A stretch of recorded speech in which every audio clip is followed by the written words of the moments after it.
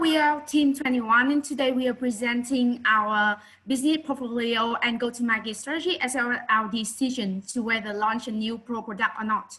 So as you can see, the US is a global leader, and in this context, we are operating to restore our leadership, market leadership, as well as our branding as luxury brand. And we see that is the type content of our presenting today. And we will move on first with the SWOT analysis model of our company. So we have strength is a stable operation history throughout many countries, and we want a market leader in commanded premium pricing. However, now we are facing the threat of a lower cost manufacturers, an unemployment rate increased, and an increasing customer price sensitivity. So we are concluding a pain and again right now. And we are suffering from a negative margin and market share, and our product lines lack of differentiations.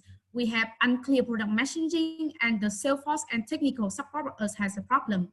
And what we want to gain in the future, that we want to continue our market leadership and growth. We want to have growth and sustainability. We want to have economic of scale and to have a first mover advantage. So we analyze our product based on the BCG model, and we come to conclusion that the star is a product line A, the question mark is a product line B, and the dog is a product line C. And we conclude that our strategy is we can confidently launch a new pro in product line B, and our product line A is a long-term main product line to preserving our brand. So redundancy, if it's not overlapping with our overlapping feature with product B, we can continue it or we can discard it. So the conclusion is that A is for long-term branding and B is for short-term for revenue. Okay, so here's the second part, which is to go to market strategy. And first section, customer persona, we bring you through segments of customers, which is B2B and B2C. As you can see, B2B is the main segment because we can approach purchasing person and decision maker who usually are heads of departments or directors of hobby store or clinic centers. So they are the main customers. Also, B2C is a niche and small market, but we can still approach them using the introduction of doctors and pharmacists. And here's the second section, which is marketing. 4 points we would like to make is first, branding would be a premium brand with top quality products. Second, the lead generation channels that we can use is email marketing, LinkedIn, and especially the events. Thirdly, the marketing methods that we want to use, including Google Ads and especially a IMC blend with 3 phases. And lastly, we have a market definition of who want to use our product, which is clinical, medical, healthcare market, mainly B2B, and a small fraction of them is B2C. Okay, so now we've moved to sales strategy. We build this strategy based on the customer journey, and I think that this illustrator can speak thoroughly what I want to say. And based on the focus product and our main target customer, we will build a strategy for each product line, as you can see in the screen. And from this strategy, we hope that we will solve 3 problems, which are the quality of the distributor, post-purchase is the experience of our customer, and lastly, our sales capability. We've moved on with our logistics department, that we can see here is the current distribution channel. And we will see that they exist disadvantages with the poor technical support service of distributor and rising cost of goods sold. So our suggesting strategy to addressing this problem is using the Uppsala model international. The Uppsala, next slide please, to use the Uppsala international model. And in this model, we see that we are in the second step, and what we need to do is outsourcing our agent for productivity, efficiency, and reducing costs. Moreover, in short term, we are focusing on the product line B and product line A. So we have to increasing our stock on the market.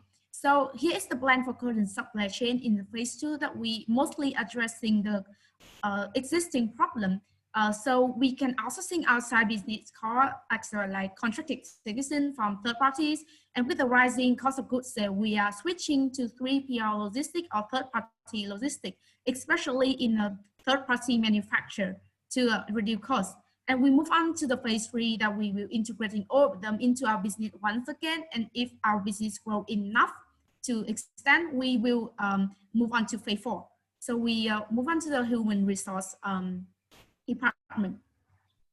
As a member of SR team, I will give recommendations in 3 main bonds: training labor force, sales department, and technical support system for customer. Recommendation for training department is professionalized labor force by designing training programs and improve the internal communication to inspire company working culture and strengthen the coordination between the departments. The next one is about the sales department. Besides traditional sales, we can add technical sales into sales department and control the quality of the sales department by the role of the supervisor and coach specialist. And we can improve the coordination between the sales and other departments. With the technical support system, we come up with some solutions, such as form regional technical staff team and recruit the part-time technician from local vendors. We also want to develop a quality management system to optimize process with many advantages in the past.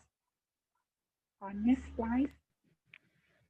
To go to market strategy, we need to focus on the overall roadmap and investing. As long as the operating margin percentage is larger than the cost of capital, the capital resources should be invested to sell the product. The second focus is the success metric, which are listed as the operating margin percentage is steadily positive with the growth rate and the cost and benefit under the control. The last focus is the available resources and restraint. In case of restraint, the budget should be ranking for those products in the priority.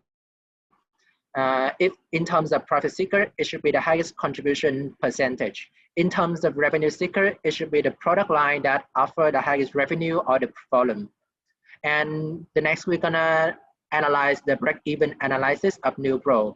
The company is able to break even at the sales figure of $74 million US, which is quite achievable comparing to the current status of the company's sales figure in 2012. And the discounted payback period after that, if the company is able to sell at the break-even unit in the first year, it will cover the initial investment and started to generate a profit within the first year, which is quite impressive. And the next, we propose that the company should launch the new Pro because of the following reason. The first reason is the product will add highlights to the portfolio because it offers the outstanding features and it differentiates itself from the current portfolio. The second reason is the new Pro will recover initial investment just in a short time. And because this product is target in the medium price point, which is the highest revenue product line. And this product is quite promising in generating high revenue in the future, increase the market share of the company and align with the top strategy of the company is the market leader. And the last but not least is the potential operating margin because this company, the new Pro, will offer the high operating margin of 25%, which exceeds the cost of capital of 10%, and therefore it exceeds the investor required rate of return. The overall picture of the new Pro will be very ideal in terms of the financial perspective. And this is the end of our team presentation. Thank you so much for listening.